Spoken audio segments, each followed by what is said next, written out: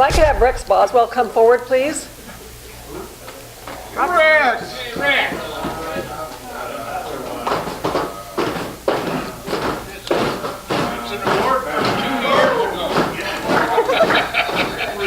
You are being presented with a advancement key from Lions Club International for membership.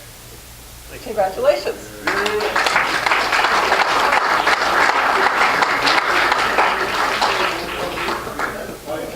We have one more award to give out today. If I could have past District Governor Mark Kelch come forward, please.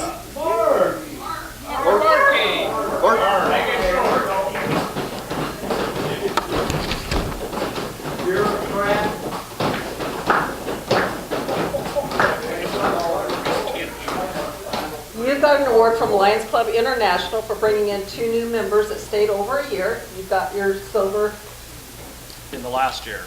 In the last year. I'm just repeating what I've told. Because it doesn't say anything on there. Thank you. Congratulations. Thank you, Cindy. Okay, we do have a guest speaker, and I'll let Bill Olson introduce him.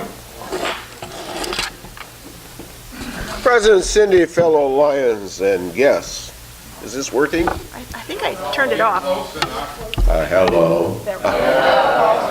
It is my pleasure today to introduce a fellow gooey duck. They're everywhere these days. Michael O'Neill is the board chair of Cowlitz Community Network. It's an organization that does a lot of different things very quietly around our community, and it'll be a real treat to hear about that.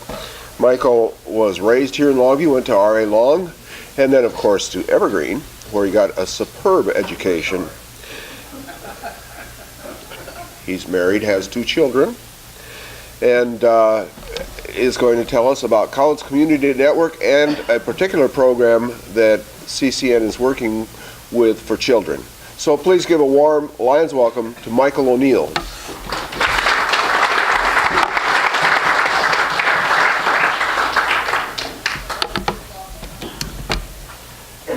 Good afternoon.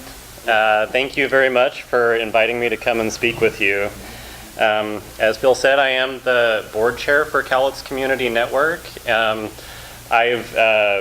until recently, I worked in public health at the local health department here for about 5 years, and now I'm working up in Olympia at Choice Regional Health Network. Cowlitz Community Network is a working board. We're filled with people that are passionate about our mission, which is to help at-risk youth and families succeed in our community. So we have about, kind of goes up and down from time to time, but we have 10 to 14 board members that are meet monthly, and we really try and figure out how do we make a difference for these at-risk youth and families in our community. The network was created in 1995, so we've been around for a number of years. And before I tell you what the activities that we're up to now, I just want to share a little bit of some of the things that inform why we really care about these issues. So what does it mean to be an at-risk youth in Cowlitz County? What does that look like? Who are those people that live in our community? One of the kind of underlying ideas is that there are these things called social determinants of health. Going to the doctor is important for your health care, but it's not all of what makes you a healthy, thriving person in our community. So we know that difference in socioeconomic status, the access you might have in your neighborhood to fresh produce and affordable groceries, having access to transportation. Did your parents go to college? Are you going to be able to get an education that will give you a good job? All of these things go into the factors that make up whether you're going to be healthy. When I was working at public health, we did a study looking at the different neighborhoods in Cowlitz County and trying to look at some of these social determinants, these issues of where do we see differences in our community. And I found a really surprising thing when I looked at that information, that if you look at 15th Avenue, The neighborhood on the west side of that has half the rate of death as the neighborhood on the other side. So just divided by one street in our community, people are dying at twice the rate as their neighbors. And when you look at the differences in those neighborhoods along these social determinant of health lines, you see real clear differences. One group has access to transportation at a higher rate than the others, all of these things that I've been talking about, education, economic status. So people live all sorts of different lives and have different types of experiences. And another thing that Cowlitz Community Network has been really interested in is how the experiences you have in childhood impact you for the rest of your life. So in the late 90s, there was a study done by the Center for Disease Control in Kaiser, Permanente. It was called the Adverse Childhood Experiences Study. And it looked at this connection. It was trying to understand what connection might exist between difficult experiences that create toxic stress in childhood, things like separation, divorce of parents, having someone with a mental health disorder in your home, having a parent that was incarcerated, and sexual and physical abuse and neglect. All of those things in this study they found have actually a really profound effect on creating risk for 18 or more different social and health challenges later in life. So when we look at Cowlitz County and we see that there are these different sort of environments that are people growing on, just even one block apart from each other sometimes, one of the kind of challenging things that we're seeing in our community is that most of the children being born are being born into the neighborhoods that have more challenging social conditions. So we know there's work to be done. We know there are challenges in our community, and we as the community network really want to figure out what are the things that we can do that will actually create different types of environments and help people, in spite of those challenges, survive and thrive and lead healthy lives. So we do that in a couple ways. We think about policy and systems. How do the organizations in our community serve people? Are there any ways that they can change how they operate to better work together and produce better results? How do we prevent these difficult childhood experiences from happening? And once they do happen, what are the things that help people thrive anyway? And how do we grow our community's ability to respond and make a difference so that everyone has the same opportunities? As the network, we work on those in a couple of different ways. So we bring dollars into the community through grant writing and other types of activities that we do. So we're trying to bring resources into Cowlitz County, and then we really try to partner with other organizations in the community. Our focus is on collaboration with other people and organizations, and so we work on projects that we can all work on together. So what does that look like? About 3 years ago, the Cowlitz Community Network was working on a Kaiser Permanente Community Fund project. And we really wanted to look at all of the different people that touch children in our community. What are those organizations and providers? And we spent some time talking to all of them. We did some interviews, we had some focus group meetings, and we came together and figured out what are the common problems they're seeing, where are people kind of falling through the cracks, and what did all of those providers think would make a difference for our community. So from that work, we formed this community charter. There are 37 different child-serving agencies that work in Cowlitz County that are a part of this group now. And we get together at least once a year and share information and emails and exchange in between those times, and are really focused on what are the collective things that we can do in Cowlitz County that will make a difference.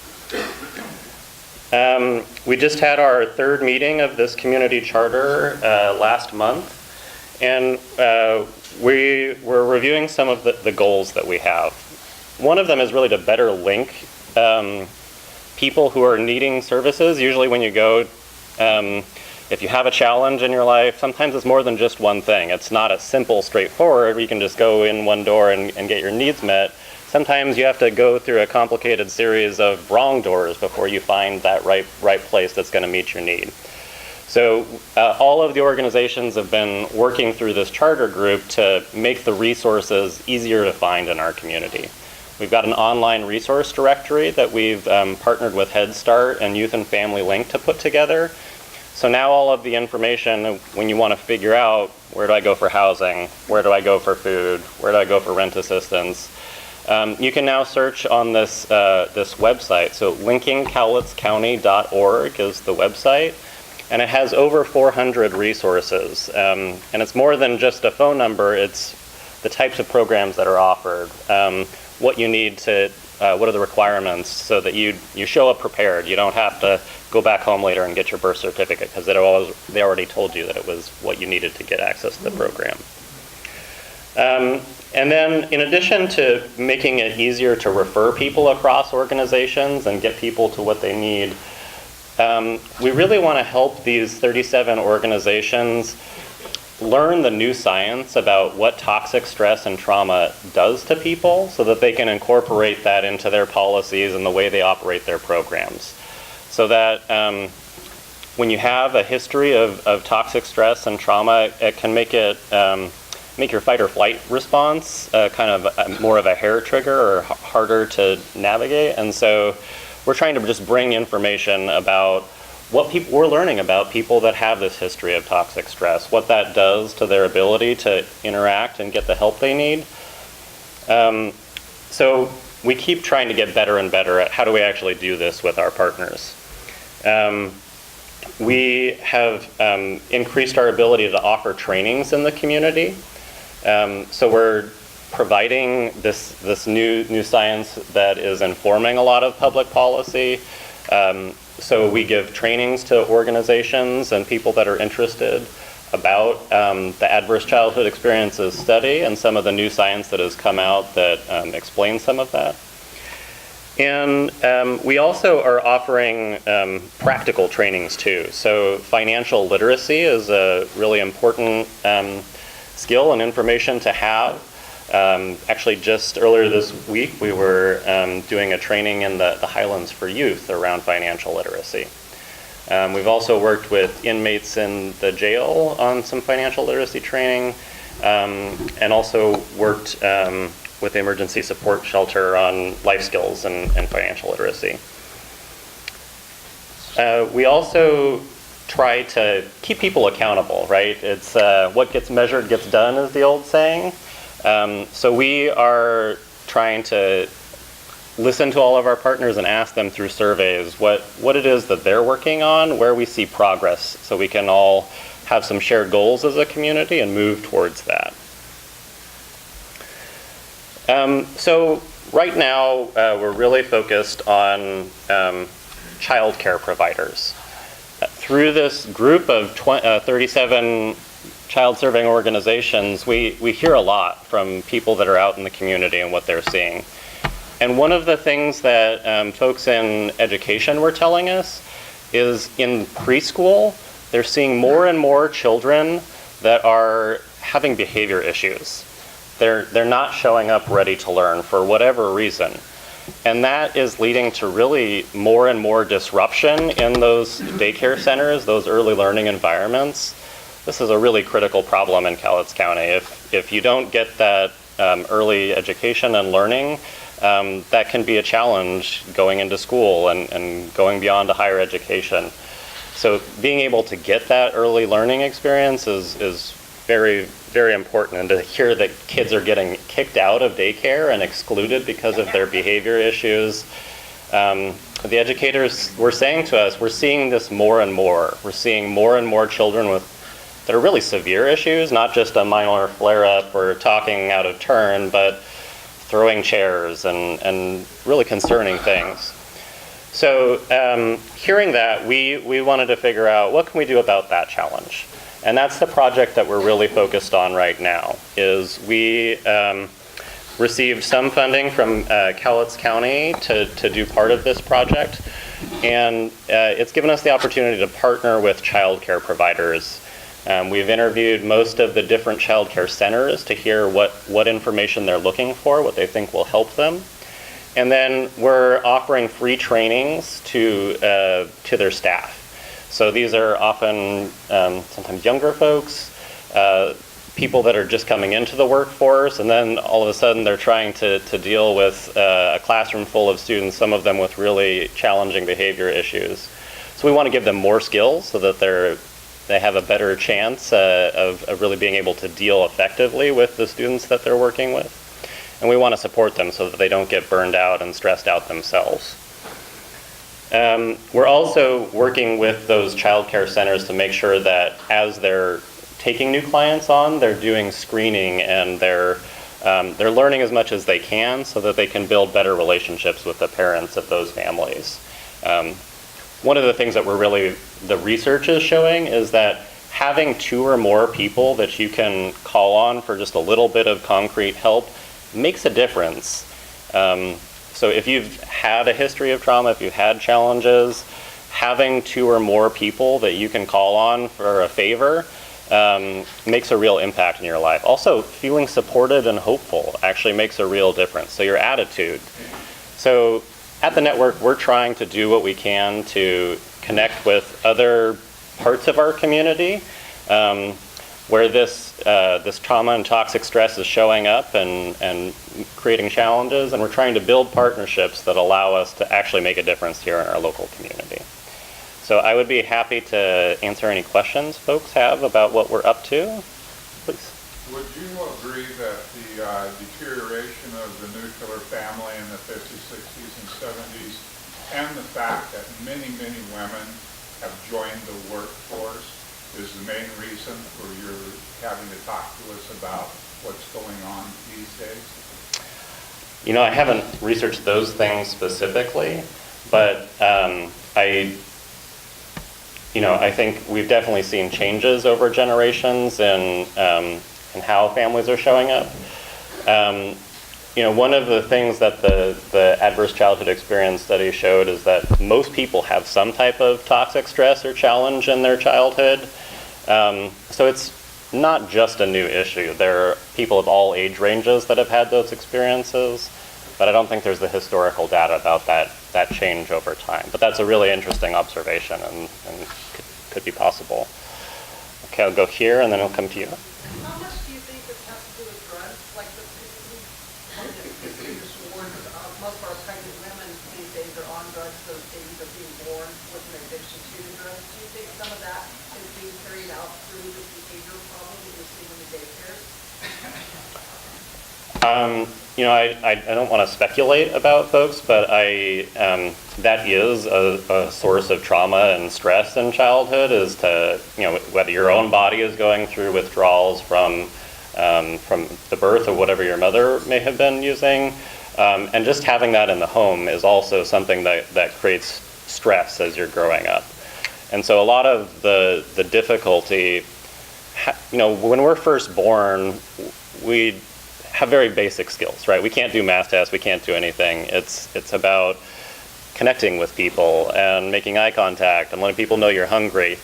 So your brain is doing all of this growing and developing in the first years of life, and being in an environment where there's chaos, where you never know what the next stressor is going to be, where your parents might be having to make a choice between groceries and whatever. Any of those things that create chaos in the environment can stress out that developing baby's brain.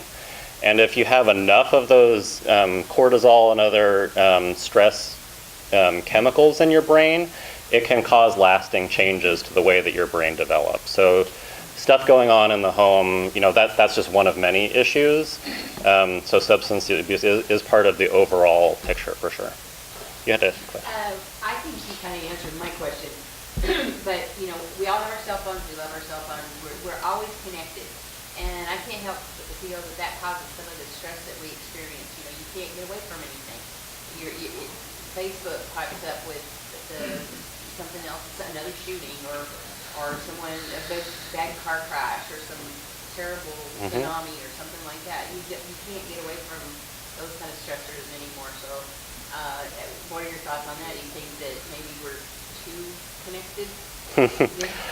Yeah, I mean, I think that you get a different type of connection from looking at your phone and answering a post on Facebook as you do from sitting across from someone at a table and talking to them. So I think that the connections that are helpful in communities are the person-to-person interactions. And when you know, this is sort of a really new area of research, but they're trying to understand how do communities as a whole do better for the people living in them than places where there's less kind of interpersonal connection. So the evidence is starting to show that when there's more adults looking out for children, you know, if so-and-so is not going to class, you call the parent and tell them, and that really paying attention and focus on other people in your immediate community does make a difference for the health outcomes of people that have experienced challenges in their life. Here and then in the back.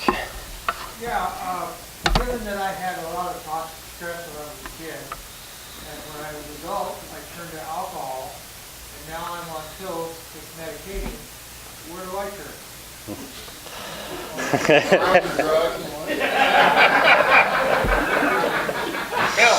Maybe later, man. People are telling me I shouldn't answer you. Well, you're here and you're surrounded by people. So, I mean, I think that this is an important point, though, that people can have stress in their life and still bounce back and be more or less okay, right? Maybe less. I don't know. I haven't met you yet. So it's not a death sentence having difficult experiences in childhood. Most people have some type of difficulty that they have lived through. Some challenge actually helps people rise to the occasion and do better in their life. So it's not about eliminating challenges and stress. What it is about understanding that a history of toxic stress can change how you biologically adapt. And if you have adapted in a way that makes it hard for you to work with bureaucracies or systems, that can be a barrier in your life. If you've adapted in a way that makes you really nervous around professionals and people that have authority over you, and it causes you to kind of lose your rational thinking and respond emotionally, that can also cause difficulties for you in life. And so how do we work together as a community to understand what's going on and have compassion for each other and learn how to serve people in a way that really helps us all do better together? That's sort of what we're focusing on. There's one more question.